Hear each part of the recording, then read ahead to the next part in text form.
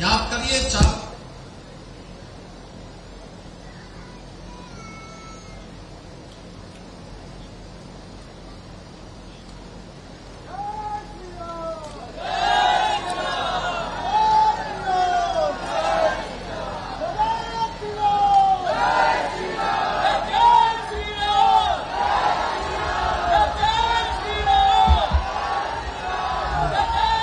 जय श्री राम। 491 वर्षों तक यह आंदोलन किसी न किसी रूप में चलता रहा। 2019 में जब सर्वोच्च न्यायालय की एक फुल बेंच थी, वहां के सभी माननीय न्यायमूर्तियों ने अपना फैसला दिया,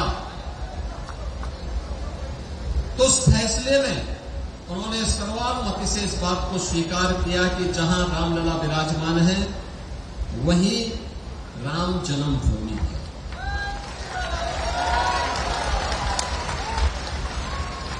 इसके साक्ष्य दिए गए थे, इसके प्रमाण थे और इससे जुड़े हुए विद्वज्जनों के वक्तव्य भी थे। और उसमें आपने सर्वोच्च न्यायालय के एक विद्वान न्यायमूर्ति के उस वक्तव्य को भी सुना होगा, जिसमें उन्होंने कहा था, पूज्य जगतगुरु रामानंदाचार्य, मुझे स्वामी रामभद्राचार्य जी के बारे में उन्होंने कहा था कि जब मैंने उनके वक्तव्य को सुना तो मैं दंग रह गया था और हमें इस बात के लिए मजबूर होना पड़ा कि वास्तव में ये अन्याय कितने वर्षों से, सैकड़ों वर्षों से सनातन धर्मावलंबियों के साथ हो रहा था। बहनों और भाइयों, यह एक दृष्टि है देश के लिए, दुनिया के लिए। इन पूज्य संतों की जो साधना है वो स्वयं के कल्याण के लिए नहीं है, ये राष्ट्र कल्याण के लिए है, लोक मंगल के लिए है।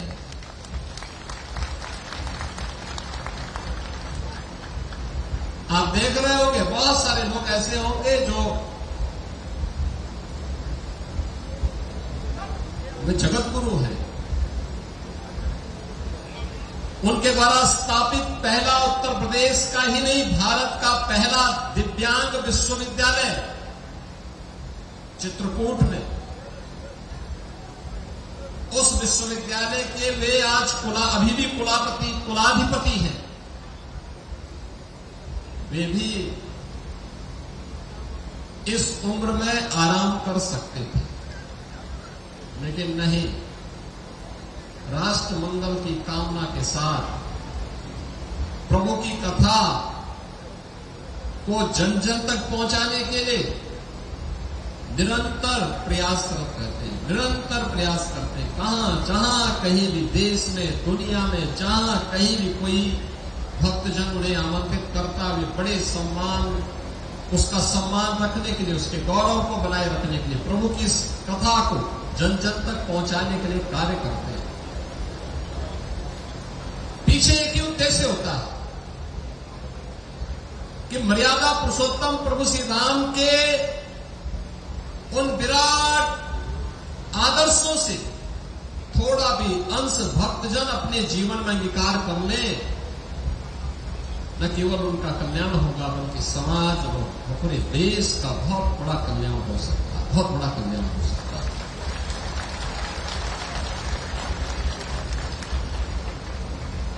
याद करिए ना, रावण और उसके राक्षस जो करना चाहते थे, उत्तर भारत में भी घुस चुके थे, आर्यावर्त में उनकी घुसपैठ थी, पूरा दंडकारण्य खरोड़ दूषण के आतंक से त्रस्त था। बस्तर तक ताड़का पहुंच गई थी, मारीच और सुबाव पहुंच गए थे। वहां के सुंदर वनों को, नगरों को उन्होंने उजाड़ करके तहस नहस कर दिया था। उजाड़ कर दिया था। याद करना, जब भी नकारात्मक ताकतें वर्चस्व में आएंगी, ऐसे ही उजाड़ करेंगी, ऐसे ही तहस नहस करेंगी, जो रावण के समय में करते थे। शिक्षण संस्थानों को, शोध के केंद्रों को वैसे ही बंजर करेंगे जैसे खर और दूषण और ताड़का के द्वारा उस कालखंड में किया जाता था। और तब पहले महर्षि विश्वामित्र प्रभु राम को अपने यज्ञ की रक्षा के बहाने ले गए और ताकत को देखना चाहा कि क्या यही राम है जिनके बारे में हम सोचते हैं। तो मुकाबला, सबसे पहला मुकाबला किससे हुआ? ताड़का से। मारीच और सुबाहु को तो बक्सर में ही स्वाहा कर दिया गया था, लेकिन मारीच वहां से कई योजन दूर जाकर के गिरा था। उसकी समझ में आ गया था कि गलत व्यक्ति से टकरा गए थे, गलत दिशा में जा रहे हैं। और इसलिए जब रावण उसके पास आता है तो आपने देखा होगा, जब रावण ने कहा कि तुम ऐसा करो, तो उसने पहले तो मना कर दिया, रावण को समझाने का प्रयास किया, क्योंकि रिश्ते में रावण का मामा भी लगता था। यही होता है।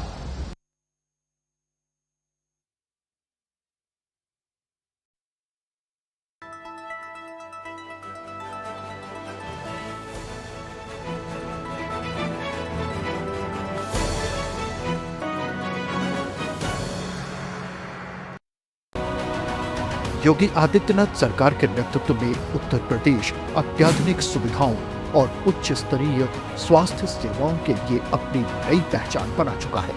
एक जिला एक मेडिकल कॉलेज योजना के अंतर्गत प्रदेश में 2 एम्स सहित कुल 81 मेडिकल कॉलेज संचालित हैं।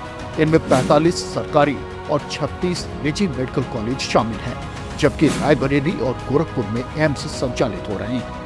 इनमें जटिल सर्जरी के लिए हाईटेक मॉड्यूलर ऑपरेशन थिएटर और ट्रॉमा सेंटर जैसी सुविधाएं उपलब्ध कराई जा रही हैं। 2017 में प्रदेश में एमबीबीएस की मात्र 4,540 सीटें थी, जो आज बढ़कर 12,800 से अधिक हो चुकी हैं।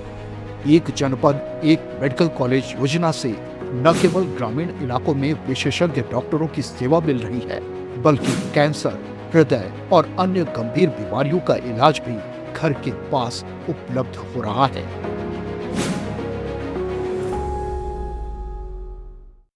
प्रधानमंत्री श्री नरेंद्र मोदी के दूरदर्शी नेतृत्व में सेवा, सुशासन और विकास को समर्पित 12 वर्षों की राष्ट्र निर्माण की ऐतिहासिक यात्रा ने उत्तराखंड को नई गति, नई दिशा और नया विश्वास दिया है। उत्तराखंड में विकास का महायज्ञ चल रहा है, जो इस देवभूमि की गरिमा को भी बढ़ा रहा है। प्रधानमंत्री जी के मार्गदर्शन और मुख्यमंत्री श्री पुष्कर सिंह धामी के नेतृत्व में डबल इंजन सरकार आज विकसित भारत में विकसित उत्तराखंड के संकल्प को तेजी से साकार कर रही है। आज उत्तराखंड में केंद्र सरकार की 2 लाख करोड़ रुपए से अधिक की विकास परियोजनाओं पर कार्य प्रगति पर है। डिजिटल इंडिया अभियान ने प्रदेश के दूरस्थ क्षेत्रों में इंटरनेट कनेक्टिविटी, ई गवर्नेंस और डिजिटल सेवाओं को विस्तार प्रदान किया है। भारत नेट परियोजना के तहत गाँव-गाँव में इंटरनेट पहुँचाया जा रहा है। साथ ही skill India, startup India, make in India और मुद्रा योजना जैसे अभियानों के माध्यम से उत्तराखंड का युवा गढ़ रहा है आत्मनिर्भर और स्वर्णिम भविष्य। वहीं 4 धाम ऑल वेदर रोड परियोजना, दिल्ली देहरादून एक्सप्रेसवे, ऋषिकेश कर्णप्रयाग रेल परियोजना, टनकपुर बागेश्वर रेल लाइन की स्वीकृति, अमृत भारत स्टेशन योजना के अंतर्गत 11 रेलवे स्टेशनों का आधुनिकीकरण, उड़ान योजना के तहत हवाई सेवाओं का विस्तार और पर्वतमाला परियोजना के अंतर्गत विकसित होता रोपवे नेटवर्क उत्तराखंड में कनेक्टिविटी, पर्यटन और विकास को नई ऊंचाइयां दे रहे हैं। केदारनाथ बद्रीनाथ धाम पुनर्विकास, मानसखंड मंदिर माला मिशन और शीतकालीन यात्रा को बढ़ावा उत्तराखंड को वर्ष भर आध्यात्मिक और पर्यटन विकास की नई पहचान दे रहे हैं। वहीं वेड इन उत्तराखंड, होम स्टे, आयुष्मान भारत, आधुनिक स्वास्थ्य सेवाएं, औद्योगिक विकास और वाइब्रेंट विलेज जैसी योजनाएं प्रदेश में रोजगार, स्वास्थ्य और सीमांत विकास को नई मजबूती प्रदान कर रही हैं। जन कल्याण से जन विश्वास तक डबल इंजन सरकार के साथ उत्तराखंड रच रहा है प्रगति का नया अध्याय।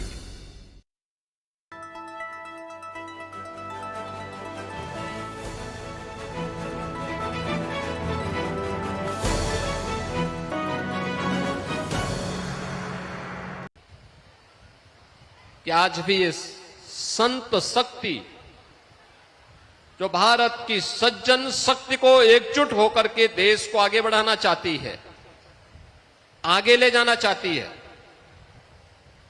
ये प्रभु श्री राम की कृपा है। उनका जो आदर्श है उसी आदर्श को ध्यान में रख करके सभी कार्यक्रम निरंतर आगे बढ़ रहे हैं। तोड़ने वाली ताकतें आएंगी, वे विभाजित करने का कार्य करेंगी। कोई जाति के नाम पे बांटेगा, कोई क्षेत्र के नाम पे बांटेगा, कोई भाषा के नाम पर बांटने का प्रयास करेगा। लेकिन हम सबको कथा के उस मर्म को समझना पड़ेगा जो यहां पे व्यासपीठ से पूज्य जगत गुरु के द्वारा आप सबको यहां पर उसके मर्म को समझाने का प्रयास किया गया है। हम सब उस मर्म को अपने जीवन का हिस्सा बनाएं। कथा केवल सुनने की नहीं, उसको अंगीकार करने की भी एक महत्वपूर्ण कड़ी का हिस्सा होता है। हमारे यहां क्या कहते हैं, हम जिसको अपना आदर्श मानते हैं उसके अनुरूप बने। हम शिव की पूजा करते हैं, हम राम की पूजा करते हैं, तो उनके उन आदर्शों को अपने जीवन में उसका हिस्सा बनाएं, उसके अनुरूप हम जीवन जीने का प्रयास करें, उसके अनुरूप बनने का प्रयास करें, उनके उन आदर्शों को अपने जीवन का हिस्सा बनाएं, अपने परिवार के सदस्यों को उन आदर्शों से प्रेरणा लेने के लिए आगे प्रेरित करें। सबका कल्याण होगा। और याद करना, जिसने भी राम को अपने जीवन का आदर्श बनाया उसका कल्याण हुआ है। जिसने राम का द्रोह किया है याद करना, उसको इस धरती पर कोई जगह नहीं मिली है, कोई जगह नहीं मिली है। हम सब इस बात को ध्यान में रखेंगे। अनेक उदाहरण आपके सामने हैं, अनेक उदाहरण आपके सामने दिए जा सकते हैं, उदाहरण आपके सामने दिए जा सकते हैं। रामायण कालखंड के भी उदाहरण आपके सामने हैं। मारीच है,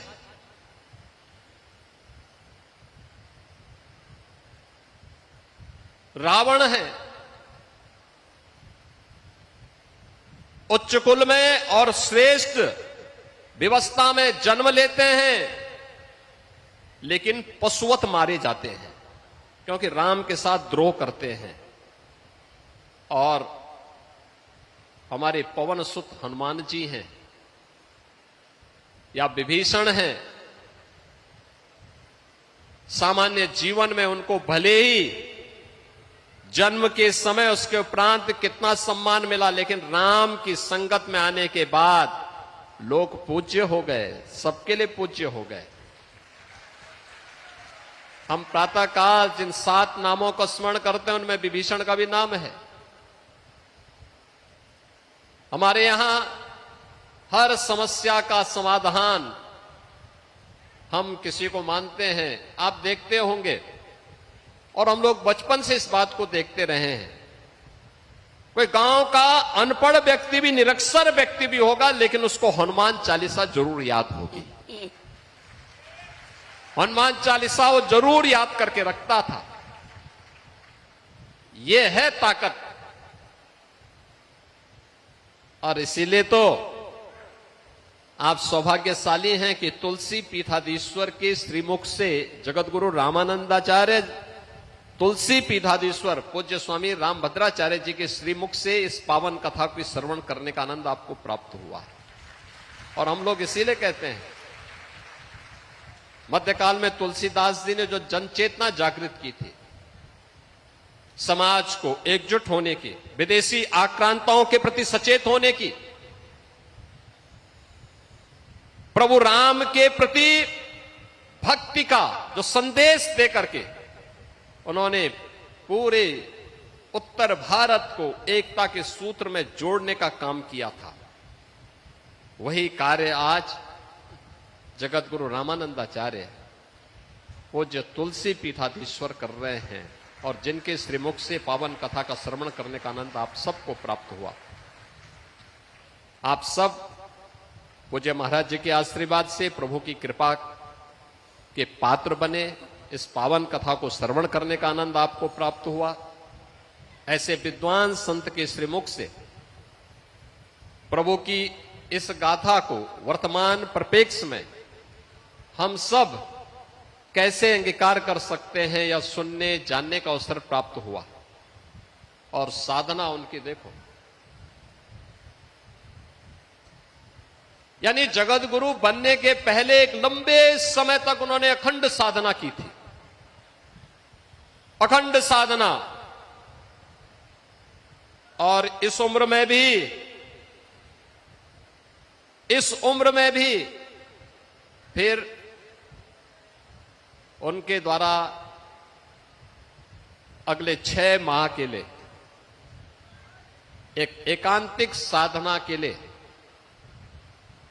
उनका प्रस्थान हो रहा है। साधना के पूर्व मेरी उनसे बातचीत होगी और हम लोग तो हमेशा उनके साथ में हैं, हमेशा उनका सानिध्य प्राप्त हुआ है, हमेशा उन्होंने समाज को एक दिशा दी है। और मैं तो उनका इसलिए भी कि देखिए, उन्होंने उन सारी बाधाओं को तोड़ा है जिनमें उनके सामने अपनी मेहनत से, अपने दृढ़ संकल्प के साथ जीवन की बाधाओं को तोड़ा है। उन्होंने समाज की उन बेड़ियों को तोड़ा है जो अक्सर किसी ऐसे व्यक्ति के बारे में थोपने के प्रयास होते हैं, और देश के लिए एक आदर्श प्रस्तुत किया है कि नहीं, कोई बाधा आपके जीवन में आपके सत्संकल्प के सामने बाधा नहीं बन सकती है। और पूज्य महाराज का यह आदर्श समाज के लिए एक नई प्रेरणा है। उनका आगामी जो साधना का पर्व है, ये राष्ट्र के मंगल के लिए कल्याणकारी हो। मैं उत्तर प्रदेश सरकार की ओर से उनके प्रति अपनी शुभेच्छा और शुभकामना भी व्यक्त करता हूं, उनको सादर नमन भी करता हूं और विश्वास करूंगा कि उस अखंड साधना की पूर्व मेरी उनसे विस्तृत वार्ता जरूर होगी। इस विश्वास के साथ मैं इस पूरे कार्यक्रम के प्रति यहाँ के आयोजक डॉक्टर नीरज बोरा, जो हमारे यहाँ के लोकप्रिय विधायक हैं, उनके प्रति, उनके परिवार के सदस्यों के प्रति भी